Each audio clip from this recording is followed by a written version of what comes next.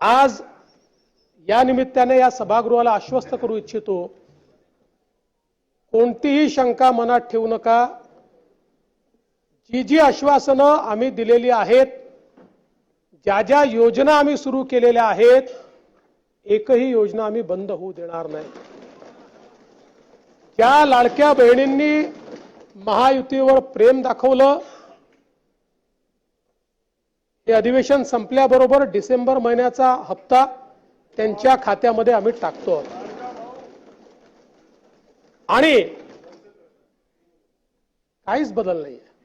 नाना, मी या ठिकाणी स्पष्ट करू इच्छितो, कुठलेही नवीन निकष नाहीत। आता तर सगळ्यांनाच टाकतो, पण ॲपरंटली असं लक्षात येत आहे की काहींनी 4-4 खाती उघडलेली आहेत। जसं समाजामध्ये चांगल्या प्रवृत्ती असतात, त्याच्या काही वाईट प्रवृत्ती असतात। एखादी योजना जर चुकीच्या पद्धतीने कोणी वापरत असेल तर जनतेचा पैसा आहे, तुमची आमची सगळ्यांची जबाबदारी आहे की तो योग्य प्रकारे गेला पाहिजे। आता मागच्या काळात आम्हाला लक्षात आलं, माणसानीच 9 खाती काढली। आता त्याला लाडकी बहीण म्हणायचं कसं?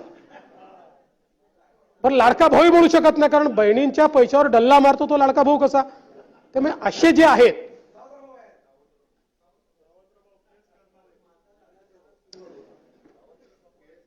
त्यामुळे शेतकऱ्यांच्या संदर्भात आम्ही दिलेली आश्वासनं असतील, युवांच्या संदर्भात दिलेली आश्वासनं असतील, ज्येष्ठांच्या संदर्भात दिलेली आश्वासनं असतील, समाजातल्या वंचितांच्या संदर्भात दिलेली आश्वासनं असतील, ही सर्व आश्वासनं या ठिकाणी आम्ही पूर्ण करणारच आहोत।